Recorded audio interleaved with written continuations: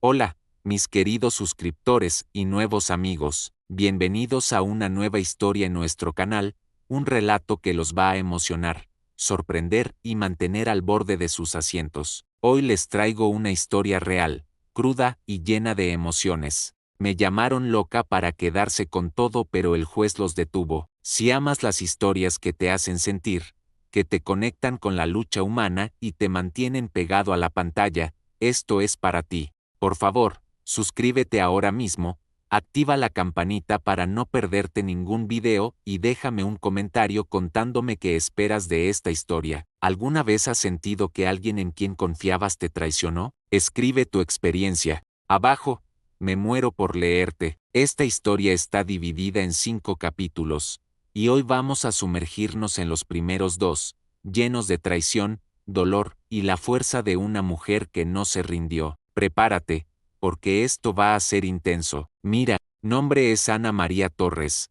Tengo 45 años, soy madre de Sofía, de 16, y Daniel, de 12, y desde hace 2 años, viuda. Todo comenzó el 14 de marzo de 2023, un día que marcó mi vida para siempre. Mi esposo, Miguel Ángel Ramírez, murió en un accidente automovilístico en la carretera que conecta nuestra ciudad, Santa Rosa, con un pequeño pueblo cercano, San Pedro. Miguel tenía 48 años, una risa que llenaba cualquier espacio de calidez y un corazón que nunca se rendía, sin importar los obstáculos. Durante 20 años, construimos juntos una vida llena de sueños, sacrificios y un amor que parecía indestructible, pero ese día, en un instante, todo lo que conocía se desvaneció. Crecí en un barrio humilde de Santa Rosa, hija de un carpintero y una costurera. Mi infancia no fue fácil. Mis padres trabajaban día y noche para darnos lo básico a mí y a mi hermano menor,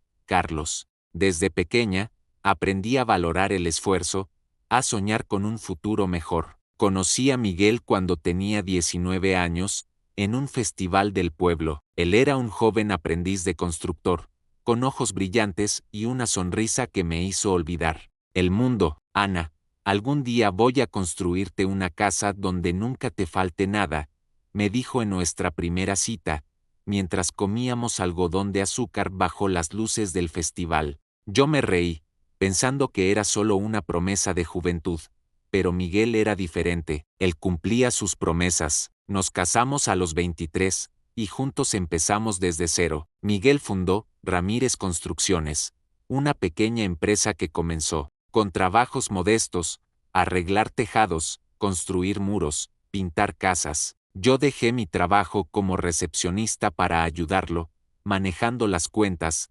organizando los contratos, siendo su apoyo en cada paso. Cada peso que ganábamos lo ahorrábamos, con cuidado. Después de años de esfuerzo, compramos una casa en un barrio tranquilo de Santa Rosa, con un jardín donde nuestros hijos, Sofía y Daniel, jugaban mientras Miguel asaba carne los fines de semana. También adquirimos un terreno en las afueras, donde soñábamos construir una cabaña para escapar de la rutina, y una pequeña finca que alquilábamos para bodas y eventos. Cada ladrillo, cada centavo, era un pedazo de nuestro sueño. Miguel siempre decía, oh, Ana, esto es para nosotros, para los niños, para que tengan un futuro seguro. Y yo le creía, porque con él todo parecía posible. El día del accidente, yo estaba en casa, preparando una sopa de pollo, la favorita de Daniel. Sofía hacía tarea en su cuarto, y Daniel jugaba con su consola, riendo cada vez que ganaba una partida. El teléfono sonó a las 7:02 de la noche. Era un número desconocido. Cuando contesté, una voz fría me dijo, señora Torres, su esposo, tuvo un accidente, está en el hospital de Santa Rosa. No recuerdo cómo llegué al hospital, solo sé que manejé con las manos temblando, rezando en cada semáforo, por favor, que esté bien, pero cuando llegué, el doctor me miró con ojos llenos de lástima. Lo siento, señora. Hicimos lo que pudimos. Miguel había muerto en el quirófano. Me senté en el suelo del hospital, abrazando mis rodillas, incapaz de procesar que, el hombre que me hacía reír, que me abrazaba en las noches frías, ya no estaba. Las semanas siguientes fueron un borrón de dolor. No podía comer, no podía dormir. La casa, que antes estaba llena de risas, ahora estaba en silencio. Sofía, mi adolescente fuerte, se encerraba en su cuarto, escuchando una y otra vez Cielito lindo, la canción que Miguel le cantaba. Cuando era pequeña, Daniel, mi pequeño, me preguntaba cada noche, «Mamá, ¿papá va a volver?». Yo no tenía respuestas, solo lágrimas y abrazos. Los vecinos venían con comida, los amigos llamaban, pero nada llenaba el vacío que Miguel dejó. En medio de ese caos, mi cuñada Laura y mi hermano Carlos aparecieron como un salvavidas. Laura, la hermana mayor de Miguel, siempre había sido una figura constante en nuestra vida. Era la tía divertida que llevaba a los niños al cine, que les compraba helados a escondidas y que siempre tenía una historia para contar. Carlos, mi hermano menor, era más reservado, pero siempre estaba ahí cuando lo necesitaba. Después del funeral, comenzaron a visitarme casi a diario. Laura llegaba con guisos, diciendo, «Ana, no te preocupes por cocinar, yo me encargo». Carlos se ofrecía a revisar los papeles de la empresa, asegurándome, «Tú concéntrate en los niños, yo me ocupo del resto». Yo, rota por el duelo, les di mi confianza sin dudar. Eran mi familia, ¿cómo podría sospechar de ellos? Pero, poco a poco, algo cambió. Laura empezó a hacer preguntas que me incomodaban. Mientras tomábamos café en la cocina, decía cosas como, «Ana, ¿dónde guardan los documentos de las propiedades? Es importante tener todo en orden». «Oh, Miguel dejó un testamento, ¿verdad? Deberíamos revisarlo». Al principio, no le di importancia. Estaba tan perdida en mi dolor que apenas podía pensar en esas cosas. Carlos, por su parte, insistía en que necesitaba acceso completo a las cuentas de la empresa para evitar problemas. Yo confiaba en ellos, porque no lo haría. Eran las personas que supuestamente me apoyaban en mi peor momento. Una noche, 3 meses después de la muerte de Miguel, todo cambió. Era una noche fría, los niños dormían, y yo no podía conciliar el sueño. Decidí revisar los documentos de Miguel, algo que había evitado porque dolía demasiado. En un cajón de su escritorio, encontré una carpeta que no reconocí. Dentro, había un documento que me heló la sangre, un contrato de transferencia de propiedades. Según ese papel, yo, Ana María Torres, había firmado para ceder la mitad de nuestras propiedades, la casa, el terreno y la finca a nombre de Laura y Carlos. Mi firma estaba ahí, clara como el día, pero yo nunca había firmado eso. Mis manos temblaban, mi corazón latía con fuerza. Revisé cada página, buscando una explicación, pero no la encontré. Solo había una verdad que se formaba en mi mente. Mi propia familia estaba intentando robarme todo. La noche en que descubrí el documento falso, mi mundo se tambaleó. Era como si el suelo bajo mis pies hubiera desaparecido, dejándome caer en un abismo de dudas y miedo. Mi nombre, Ana María Torres, estaba escrito en un contrato que transfería la mitad de todo lo que Miguel y yo habíamos construido, nuestra casa, el terreno, la finca a Laura y Carlos, mi cuñada y mi hermano. Pero lo que más me dolía, no era solo el papel, sino la certeza de que mi propia familia, aquellos en quienes había confiado en mi momento más vulnerable, me estaba traicionando. Me quedé despierta hasta el amanecer, con el documento en la mano, mirando la firma que se suponía era mía, pero que yo nunca había trazado. ¿Cómo habían hecho esto? ¿Cuándo? ¿Por qué? Las preguntas giraban en mi cabeza, pero no tenía respuestas. Solo tenía una cosa clara, no podía quedarme callada. A la mañana siguiente, con el corazón latiendo tan fuerte que sentía que se me iba a salir del pecho, llamé a Laura y Carlos. Les dije que necesitaba hablar con ellos urgentemente, pero no mencioné el documento. Quería ver sus rostros, escuchar sus palabras, darles la oportunidad de explicarse. Llegaron a mi casa a mediodía, justo después de que Sofía y Daniel se fueran a la escuela. La casa estaba en silencio, un silencio pesado que parecía anticipar la tormenta que estaba por venir.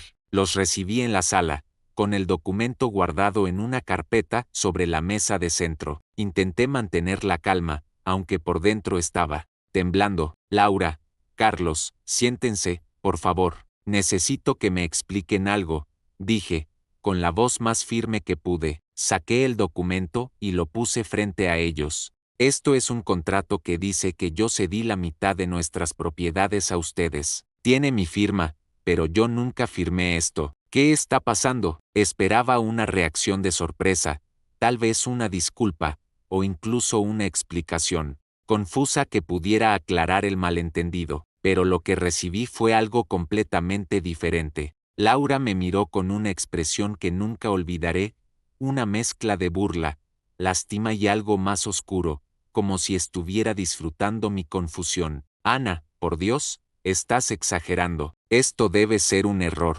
¿De verdad crees que nosotros haríamos algo así? Dijo, con una sonrisa que no llegaba a sus ojos. Carlos, que siempre había sido más reservado, soltó una risa nerviosa y añadió, hermana, estás cansada, el duelo te está afectando, deberías descansar. Irá, un doctor. No sé, estás viendo cosas donde no las hay. Sus palabras me golpearon como un puñetazo en el estómago. ¿Cansada? ¿Afectada por el duelo? Sí, estaba rota por la pérdida de Miguel, pero no estaba loca. Sabía lo que veía frente a mí, un documento falso con mi firma. Intenté mantener la calma, aunque sentía la rabia creciendo dentro de mí. Laura, Carlos, esto no es un error. Mi firma está aquí, y yo no firmé nada. Si no me explican, voy a llevar esto a un abogado. Fue entonces cuando Laura cambió de tono. Sus ojos se endurecieron, y su voz se volvió fría, casi cortante. Ana, si sigues con esto, vas a quedar como una loca. Nadie te va a creer. Estás sola, viuda, con 2 niños que dependen de ti. ¿De verdad quieres hacer un escándalo y quedar en ridículo? Carlos asintió, añadiendo, piénsalo bien, Ana, no hagas las cosas más difíciles para ti y los niños. Esa palabra, loca, se clavó en mi pecho como un cuchillo. No era solo una palabra, era una arma, una forma de hacerme dudar de mí misma, de mi cordura, de mi capacidad para pelear. Recordé todas las veces que Miguel me había dicho, Ana, eres la mujer más fuerte que conozco, pero en ese momento, frente a Laura y Carlos, me sentí pequeña,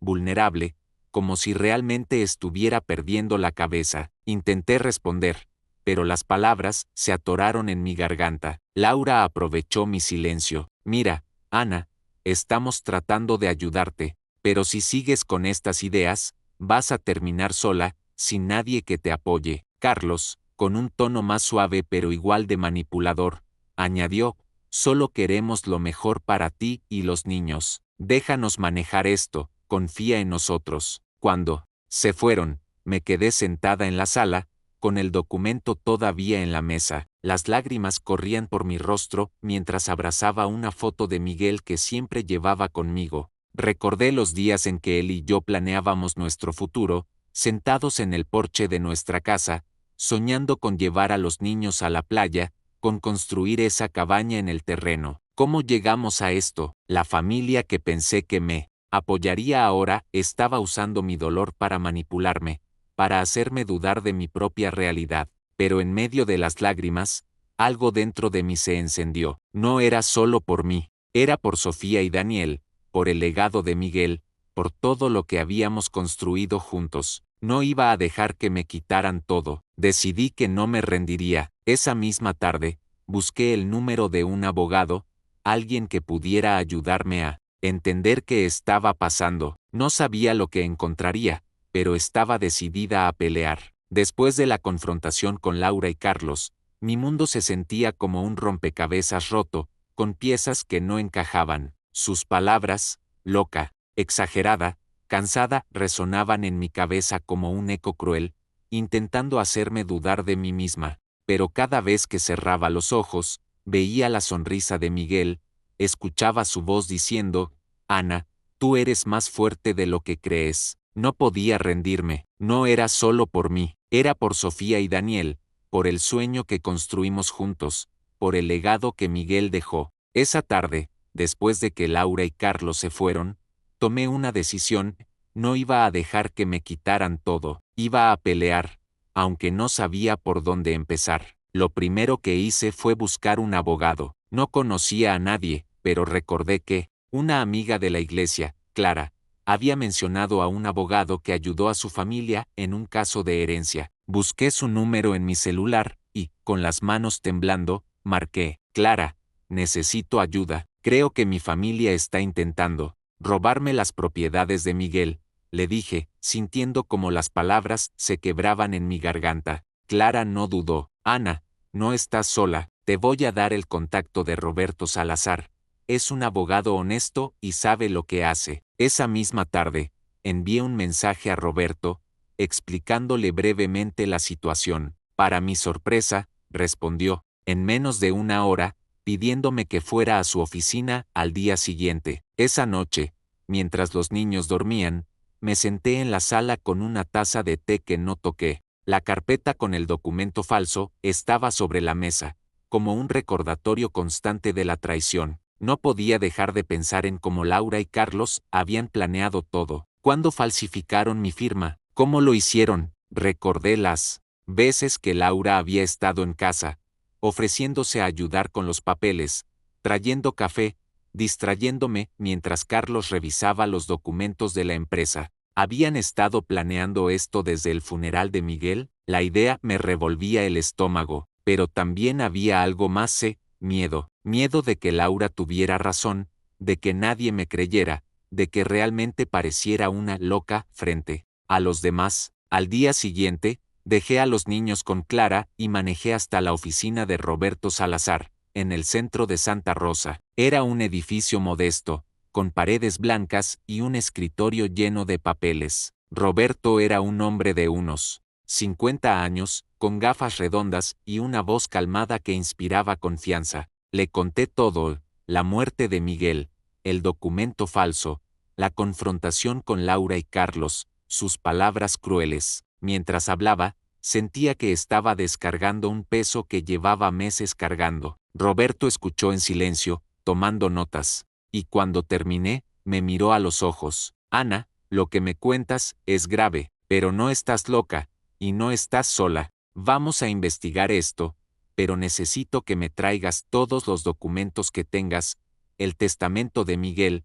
los contratos de las propiedades, todo. Sus palabras fueron como un rayo de esperanza, pero también me llenaron de ansiedad. Nona sabía dónde estaba el testamento de Miguel. Él siempre se encargaba de esos papeles, y yo, en mi dolor, no había tenido fuerzas para revisarlos. Pero no podía rendirme ahora. Esa noche, volví a casa y me puse a buscar en cada rincón del escritorio de Miguel. Encontré facturas, recibos, contratos antiguos, pero nada del testamento. Estaba a punto de darme por vencida cuando, en el fondo de un cajón, encontré una caja pequeña que no había visto antes. Dentro, había una carta escrita a mano por Miguel. Mis manos temblaron al abrirla. Decía: Ana, mi amor, si estás leyendo esto, es porque ya no estoy contigo. Todo lo que construimos es para ti y los niños. El testamento está con el notario, señor Vargas, en la calle 5. No dejes que nadie te quite lo que es nuestro. Las lágrimas corrían por mi rostro.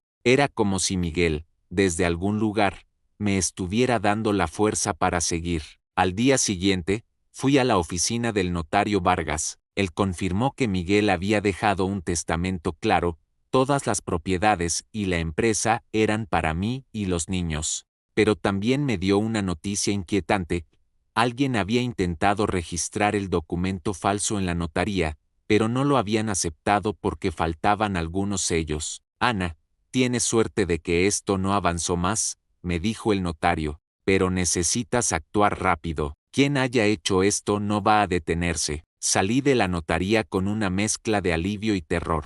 Alivio porque el testamento de Miguel estaba a salvo, pero terror porque ahora sabía que Laura y Carlos no solo habían falsificado un documento, sino que habían intentado hacerlo legal. Cuando volví a casa, Sofía me esperaba en la sala. Mamá, ¿qué pasa? Estás rara, dijo, con esos ojos que parecían ver a través de mí. No quería preocuparla, pero tampoco podía mentirle. Le conté una versión suavizada de la verdad, que había un problema con los papeles de papá, pero que lo estaba resolviendo. Ella me abrazó fuerte y dijo: «Mamá, no dejes que nadie nos quite lo que papá construyó». Sus palabras me dieron aún más fuerza. No estaba sola. Tenía a mis hijos, tenía el recuerdo de Miguel, y ahora tenía un abogado y un testamento que probaban que la verdad estaba de mi lado. Después de encontrar el testamento de Miguel en la caja escondida, sentí que tenía una pequeña ventaja,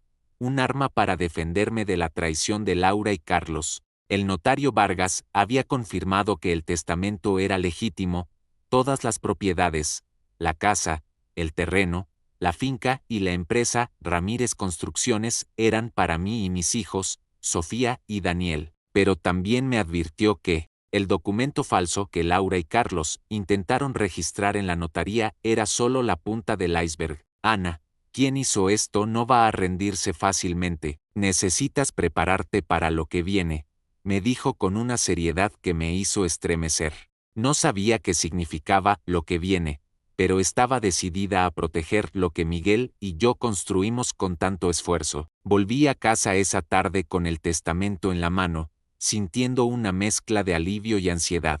Por un lado, tenía la prueba de que Miguel había asegurado nuestro futuro. Por otro, sabía que Laura y Carlos no se quedarían de brazos cruzados. Cuando entré, Sofía estaba en la sala, haciendo tarea. Me miró con esos ojos grandes que siempre parecían leer mi alma. «Mamá, ¿encontraste lo que buscabas?», preguntó. No quería cargarla con más preocupaciones, pero tampoco podía mentirle. «Sí, mi amor. Papá dejó todo claro. Nadie nos va a quitar lo que es nuestro», respondí, forzando una sonrisa. Ella asintió, pero supe que no estaba convencida. Daniel, que jugaba en el comedor, corrió hacia mí y me abrazó. «Mamá, ¿tú estás bien?», dijo con esa voz inocente que me rompía el corazón. «Claro que sí, pequeño, todo va a estar bien», le dije, aunque no estaba segura de creerlo yo misma. Esa noche, me reuní con Roberto Salazar, el abogado que Clara me había recomendado. Llevé el testamento y el documento falso,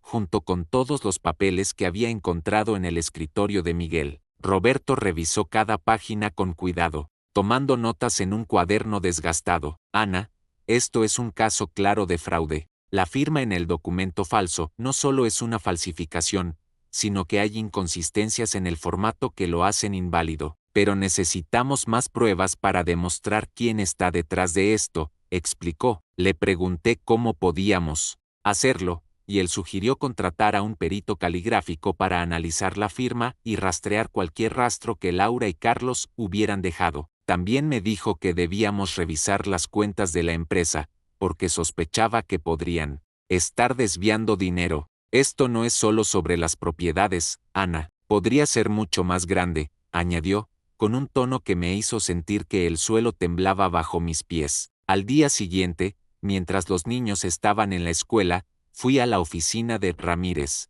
Construcciones. No había puesto un pie allí desde la muerte de Miguel, porque el dolor de ver su escritorio vacío era insoportable, pero ahora no había opción. Cuando llegué, la secretaria, Marisol, me recibió con un abrazo. «Señora Ana, qué bueno verla. Esto no es lo mismo sin don Miguel», dijo, con los ojos llenos de lágrimas. Le pedí acceso a los registros financieros, explicando que necesitaba revisar algo importante. Marisol dudó un momento, pero luego me llevó a la oficina de Miguel. Mientras revisaba los libros, noté algo extraño, varias transferencias a una cuenta que no reconocía, todas firmadas por Carlos como representante temporal de la empresa. Mi corazón se aceleró. ¿Desde cuándo Carlos tenía ese poder? Miguel nunca lo había autorizado. Llamé a Roberto de inmediato y le conté lo que encontré. «Esto es grave, Ana. Esas transferencias podrían ser prueba de malversación. Necesitamos congelar las cuentas de la empresa antes de que hagan más movimientos», dijo. Me explicó que presentaría una solicitud al juzgado para proteger los activos y que el perito caligráfico ya estaba analizando el documento falso. Pero también, me advirtió, «Ana, cuando Laura y Carlos se enteren de que estás investigando, van a contraatacar. Prepárate». Sus palabras me llenaron de miedo, pero también de determinación. No iba a dejar que me intimidaran. y no tuve que esperar mucho para el contraataque. 2 días después, recibí una llamada de Laura. Su voz era fría, casi venenosa. Ana, ¿qué estás haciendo? Me enteré de que fuiste a la notaría y contrataste a un abogado. ¿De verdad quieres meterte en problemas?, dijo. Intenté mantener la calma. Laura, solo estoy protegiendo lo que es mío y de mis hijos. Si no tienes nada que esconder, no deberías preocuparte, respondí. Ella soltó una risa sarcástica. Pobre Ana, tan perdida. Todos saben que no estás bien desde que Miguel murió. Si sigues con esto, vas a perder más que unas propiedades. Piensa en tus hijos. Colgó antes de que pudiera responder, dejándome con un nudo en el estómago. Esa noche, no pude dormir. Las palabras de Laura resonaban en mi cabeza, mezclándose con los recuerdos de Miguel. Recordé una tarde, años atrás, cuando él y yo estábamos sentados en el porche de nuestra casa, viendo a Sofía y Daniel jugar en el jardín. Ana, nunca dejes que nadie te haga sentir menos. Eres mi guerrera, me dijo, apretándome la mano. Ese recuerdo me dio fuerza, pero también me hizo darme cuenta de algo. Necesitaba proteger a mis hijos, no solo de Laura y Carlos, sino también del impacto emocional de esta batalla. Al día siguiente, mientras desayunábamos, Sofía me preguntó directamente: «Mamá, ¿la tía Laura y el tío Carlos están haciendo algo malo?». Me quedé helada. No quería que mis hijos cargaran con esta carga, pero tampoco podía mentirles. Hay un problema con los papeles de papá, pero lo estoy resolviendo. Ustedes no se preocupen, ¿sí?, dije, intentando sonar segura. Daniel, con su inocencia, añadió: «Mamá, yo sé que tú puedes con todo». Sus palabras me dieron un impulso que no esperaba. Esa misma semana, recibí una llamada que cambió todo. Era Marisol, la secretaria de la empresa. Su voz temblaba. «Señora Ana, necesito hablar con usted, pero no por teléfono. ¿Podemos vernos?». Nos encontramos en un café pequeño, lejos de miradas curiosas. Marisol estaba nerviosa, mirando hacia todos lados. «Ana», yo no quería decir nada, pero no puedo quedarme callada. Hace meses, Laura vino a la oficina y me pidió copias de los documentos de la empresa. Dijo que era para ayudarla a usted, pero luego vi que ella y Carlos se reunían con un hombre, un notario que no era el señor Vargas. No sé qué están planeando, pero no me parece correcto». Sus palabras fueron como una chispa en la oscuridad. Marisol no solo era una empleada leal, era un testigo, alguien que podía ayudarme a desenmascarar a Laura y Carlos. Habían pasado semanas desde que Marisol, la secretaria de Ramírez Construcciones, me dio la pista que cambió todo. Sus palabras, dichas en un pequeño café con voz temblorosa, resonaban en mi cabeza. Laura y Carlos se habían reunido con un notario desconocido, planeando algo que no era correcto. Esa revelación me dio una chispa de esperanza, pero también me llenó de miedo. Sabía que estaba cerca de desenmascararlos, pero también sabía que ellos no se rendirían sin pelear. Cada día que pasaba, sentía el peso de la batalla.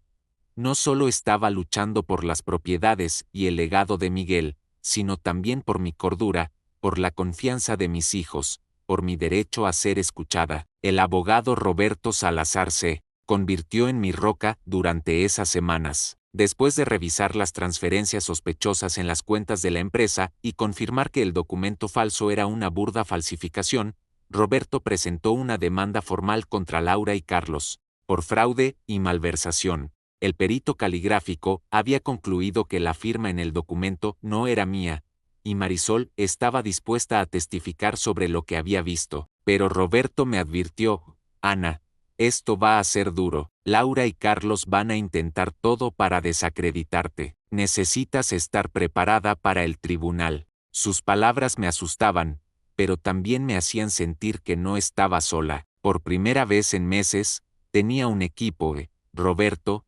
Marisol, el notario Vargas, y, sobre todo, el amor de mis hijos, Sofía y Daniel. La audiencia estaba programada para un martes por la mañana, en el juzgado de Santa Rosa. Los días previos fueron una tormenta de emociones. No podía dormir, no podía comer.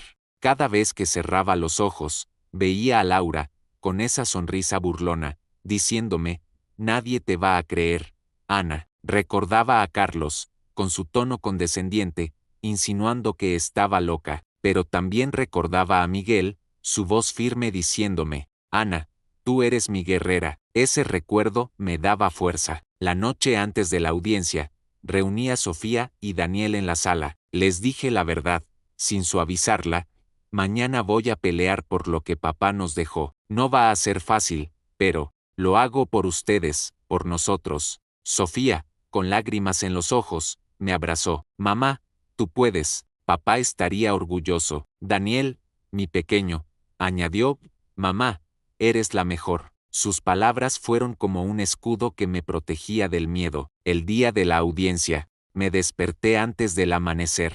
Me puse un vestido azul que Miguel siempre decía que me hacía parecer fuerte, y me miré al espejo. Tú puedes, Ana, me dije, aunque mi corazón latía como si quisiera escapar. Cuando llegué al juzgado, Roberto me esperaba en la entrada. Estamos listos, Ana, la verdad está de nuestro lado, dijo, apretándome el hombro. Pero cuando entré a la sala, vi a Laura y Carlos sentados al otro lado, con un abogado que no conocía. Laura me miró con desprecio, y Carlos evitó mis ojos. Sentí un nudo en el estómago, pero no me permití flaquear. El juez, un hombre mayor, con gafas gruesas y una expresión seria, comenzó la audiencia. Roberto presentó las pruebas, el testamento de Miguel, el informe del perito caligráfico, las transferencias bancarias sospechosas, y el testimonio de Marisol. Cuando Marisol subió al estrado, su voz temblaba, pero habló con claridad.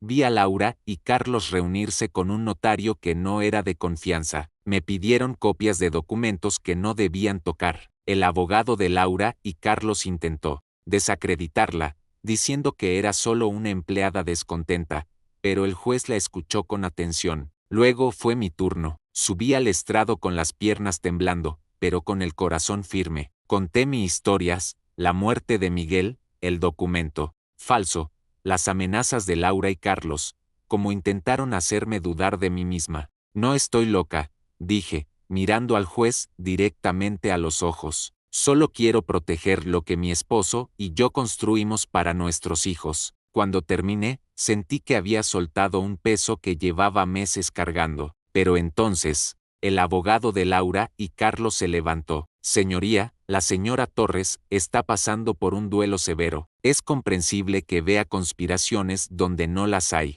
No hay pruebas sólidas de que mis clientes hayan actuado con mala fe. Sus palabras me hirieron, pero no me sorprendieron. Era el mismo juego que Laura y Carlos habían jugado desde el principio. El momento decisivo llegó cuando Roberto presentó una prueba que no esperaba. Había encontrado un correo electrónico en los registros de la empresa, enviado desde la cuenta de Carlos a un notario desconocido, pidiéndole que agilizara la transferencia de las propiedades. El correo incluía una copia del documento falso. La sala quedó en silencio. Laura palideció, y Carlos bajó la cabeza. El juez pidió un receso para revisar las pruebas. Durante ese tiempo, me senté junto a Roberto, sintiendo que el aire era más ligero. Lo hicimos, Ana, susurró, pero yo sabía que aún no estaba terminado. Cuando el juez volvió, su voz resonó en las salas. Las pruebas presentadas muestran un claro intento de fraude por parte de los acusados. Ordeno la anulación del documento falso y la devolución de todos los activos a la señora Ana María Torres. Además, se iniciará una investigación penal contra Laura Ramírez y Carlos Torres por falsificación y malversación. No pude contener las lágrimas. Era como si Miguel estuviera allí, sonriendo, diciéndome que lo había logrado. Laura y Carlos salieron de la sala sin mirarme, derrotados. Esa noche, celebré con Sofía y Daniel en casa. Hicimos la sopa de pollo, que Miguel amaba, y por primera vez en meses, reímos juntos. La lucha no había terminado. Sabía que la investigación penal sería otro capítulo, pero por ahora, habíamos ganado. El legado de Miguel estaba a salvo, y yo había demostrado que no estaba loca. Era Ana, la guerrera de Miguel, y nadie podía quitarme eso. Qué momento tan poderoso, ¿verdad? ¿Sentiste la misma emoción que Ana cuando el juez habló? Déjame un comentario contándome qué pensaste de este giro en la historia. ¿Crees que Laura y Carlos tendrán lo que merecen? Y no olvides suscribirte y activar la campanita para no perderte más historias como esta. La verdad siempre sale a la luz, y esta historia lo demuestra. La historia de Ana nos enseña que, incluso en los momentos más oscuros, la verdad y la fuerza pueden vencer. Gracias por acompañarme en este viaje. Suscríbete ahora, activa la campanita y comparte este video con tus amigos. Déjame un comentario, contándome qué te pareció este final y si alguna vez has tenido que luchar por justicia. Nos vemos en la próxima historia, que será igual de emocionante.